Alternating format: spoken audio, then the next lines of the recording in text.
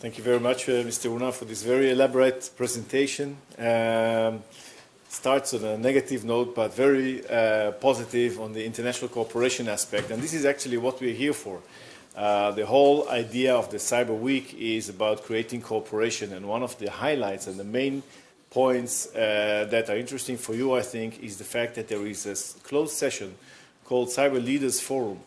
And in that event, the idea is to bring together minister-level attendants and to discuss together this kind of cooperation that is so necessary to leave no place to hide for the bad guys. So you're all invited to seek ways to bring in participants for that forum. It has taken place in the last 3 years. It was very successful. Sometimes there is a specific topic that, for example, a study that's presented by the Tel Aviv University that is being discussed, and other times it can be a very actual topic that we are discussing nowadays, and we can share that there. It's a closed session. It has Chatham House rules, but the idea is to discuss together, think about what kind of mechanisms we can create to enhance cybersecurity. So we are continuing. We have 2 sessions today. Both sessions have very different focus, although it may seem very much similar. But we're going back to our basics, let's say, in diplomacy. So we want to see how cyber is connected to our political world. In what ways is cyber technology really a substantial part of what we do in cyber? And then the second session, we'll be looking more into the future. Although we all feel that cyber is something that only exists in the future, we heard it's not, it's happening now. The future is artificial intelligence maybe and so on, but it's also happening now already, so it's the present. And so we need to understand this. And what I'll do, I'll just invite the first speaker and mention all the speakers, and they'll come up one after the other. So first will be Brigadier General Reserve Daniel Danny Bren, who is the former commander of the Cyber Defensive Division of the IDF C4I Directorate, followed by Professor Yuval Shavit from the School of Electrical Engineering at the Tel Aviv University. Then Lior Tabansky, who is the head of research development at the Blavatnik Interdisciplinary Cyber Research Center, and closing by Daniel Cohen, who is a researcher also at the Blavatnik Research Center. So, Danny, please, without further ado.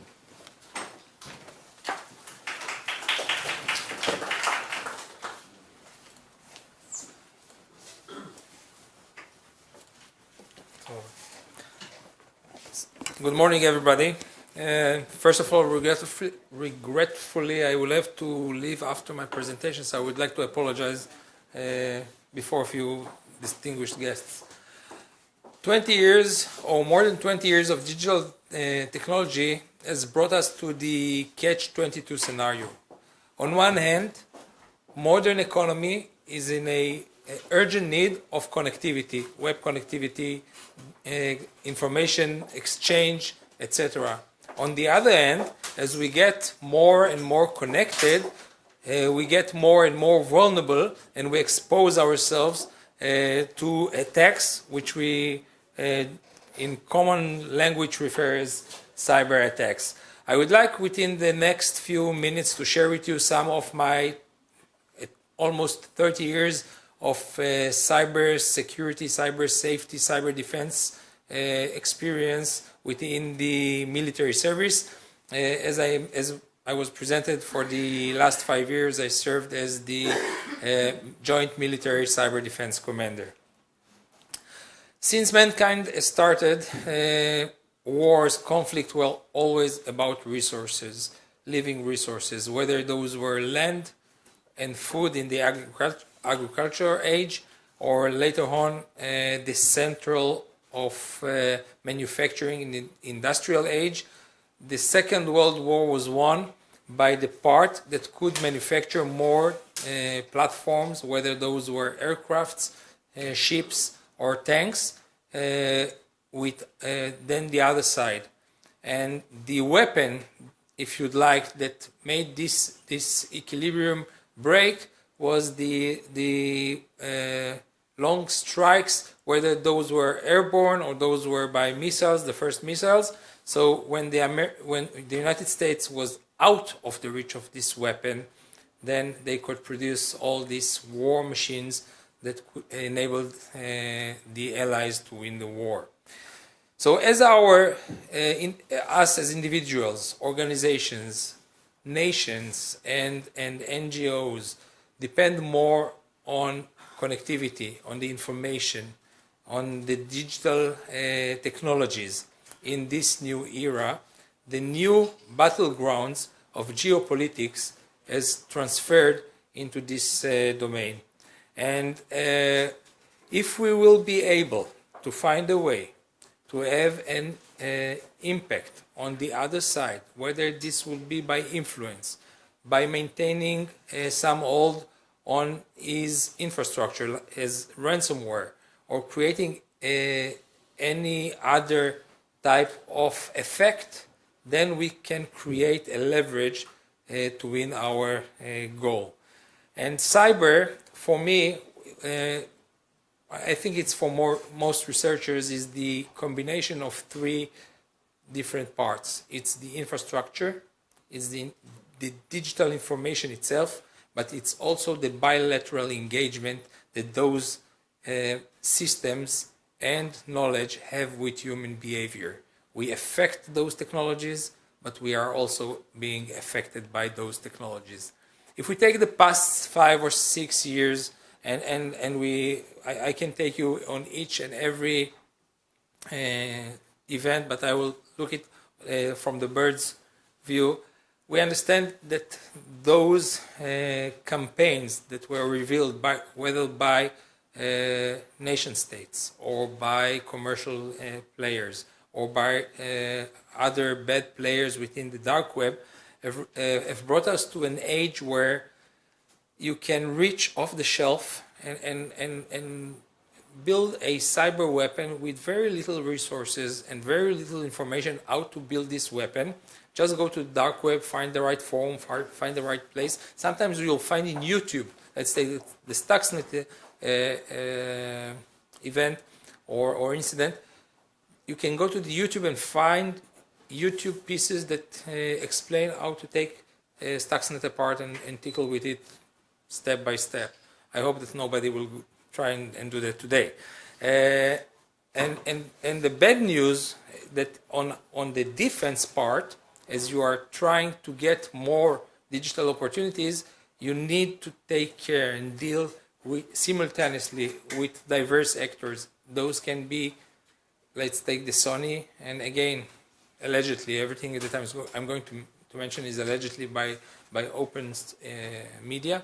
So if you are in the Sony case, allegedly, this is a nation state player that was doing something against a commercial company. And then if I was the CEO of Sony, I would have looked to my government and say, what's now? This is not cybercrime. And on the other hand, you have cyber actors reaching and basically achieving those proliferated cyber weapons with the potential to get very dangerous or pose an imminent threat to your organization, your process, but also to your lives as an individual. And you have to deal both with these and with these on the same time. So Mr. Una has addressed especially what we call CNE, espionage or data exfiltration events. I don't know how many of you are familiar with the term Trisis. Have you heard about Trisis? So Trisis is a new malware that was discovered, again, nation-state weapon. It was discovered on last December 2017. And Trisis does a very simple effect. Well, Trisis is not the dangerous malware, but it poses a change of mindset. And I think that we all have to understand it within this room. Trisis is dealing with the safety mechanisms in industrial PLCs, whether those are refineries, hydro-generating plants, or everything that is operated by a controller. And it deals with the safety mechanism.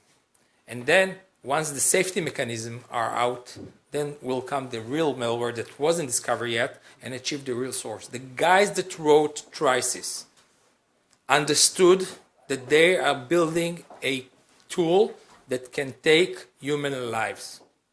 I'm confident about it. And this is a change of game.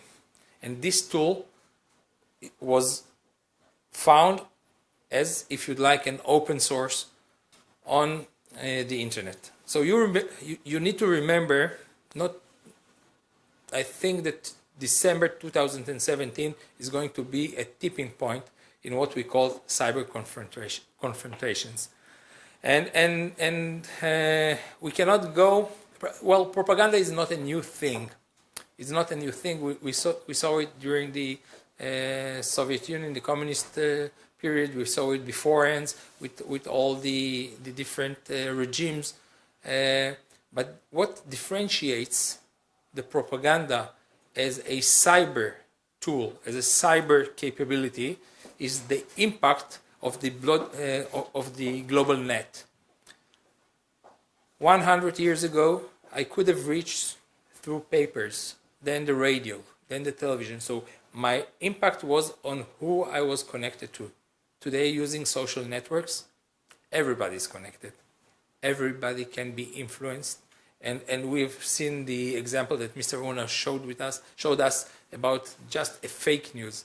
So fake news have become not a nuisance. They've become the new tool of, if you'd like, geopolitics. Along with cyber assault weapon capabilities, you get a very dangerous period. We were also trying to understand whether the cyber realm is the fifth dimension. So my point of view or my perspective about things, it's a second order dimension. It has an enormous effect, a bilateral engagement again with human behavior in air, naval, and land and ground. Those physics, Newtonic dimensions. But as we are talking about fake news and economies and stock market exchanges and AI versus AI, as Professor Ben Israel has shared with us in the morning, it has an existence within this domain. Digital bits, working on digital bits, but eventually creating an effect on our day-to-day lives. And we have to understand that the cyber realm represents a new domain with unique physics, those we are not familiar with, that Newton did not write any equations are to deal with, and no modern understanding that was created within the last 100 years between our nations, talking about boundaries and borders and governances, applies to cyber. So whether it's easy or complex to attribute in an event, a cyber assault, the key question that we are trying to solve here, okay, let's say that we have attributed. How can we respond? Does a kinetic use of force applies in a cyber event? If as Mr. Una shared with us, an attack or an assault that was launched from country A goes through countries B and C to country D, how can we ask accountability for those middle countries? And those key questions are, I think, put on the table in front of us, in front of you, distinguished guests, because this is the key discussion that has to happen between modern democracies that believe on being secured and safe, providing safety to our citizens. Again, democracies. So democracies can be affected from different players. Mr. Runa also touched that. We understand that hacking groups are bad. But when we come as a nation, as a government, trying to defend our civilians, citizens in their daily lives, in their businesses, then we are, as they expect from us, then we face some difficulties because they say no. Cyber gets with my private life. You have to go into my cell phone, you have to go into my network, into my computer. So they expect their governments to protect them or defend them without the ability, because it clashes with one of our main core values, the right of privacy. So, but with the same breath, we as individuals take all our private lives and hand it to multinational corporations, and we're good with that. I didn't find a reasonable solution to this enigma. Why we are not willing to assist our democratic government to secure us, but with the same hand, we are pushing all our lives, information, personal information, our well-being into the hands of people we don't know what their motives, and tomorrow they can do anything with this information. And we expect our government to have some type of governance or sovereignty over those companies, but they don't. So this is something that, again, is a coalition, if you'd like, we need to solve. Speaking about AI and AI themes and everything, so it's not only about taking or exfiltrating our data. I don't know how many of you heard that Uber assist their autonomous car program. So we are going to have, within 2, 3, 5, 10 years, fleets of autonomous vehicles running around, operated by AI mechanisms in the cloud. And if somebody will find a way, and they will find, believe me, to have an effect on those, then you'll have missiles on wheels going and killing people in the streets. So we need to solve some issues. What is a casus belli? How can you retaliate? What are the engagement, if you'd like, laws? I'm not into politics, so maybe I'm using the wrong terminology. And when those capabilities will fall into what we call the global terror groups, it's going to be very difficult for all of us to solve. So the bad news, there isn't any silver bullet. I can share with you that cyber is not technology, because cyber has a lot more depth than technology, the bilateral engagement with human lives, human behavior. Technologies will and can produce those solutions in most aspects. But we have to change our mindsets as governments, as nation states players in this new realm, in this new reality, if you'd like. We should create alliances. The last time that we created alliances was after the Second World War. We are facing another one, the third one, about beliefs, using new type of capabilities. So let's create those alliances and coalitions, if you'd like, and cooperation around solving very fast, maintaining our core existence as democracies, maintaining our core values as the right to privacy, but finding the very delicate fabric of going within those two complexities. So to conclude, there is a new normal. It's going to affect our economies. It's going to affect our relationship between individuals, between organizations, between countries. It has an effect. It goes from the digital realm, the virtual realm. It will affect through ransomware on PLCs, on industries, on autonomous platform. It will have an effect, sometimes little effect on our lives. So the threat is imminent. We should find a way, as Mr. Una said, to constantly adapt to what is rapidly happening. But there is a need, a very urgent need, to cooperate on if you like, a multinational legislation. Every government within its state, but to cooperate on this mutual understanding level.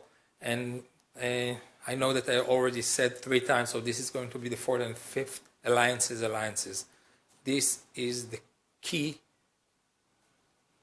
mechanism to deal with what we are going to face. So with that, thank you very much, and I hope that you have a very fruitful day.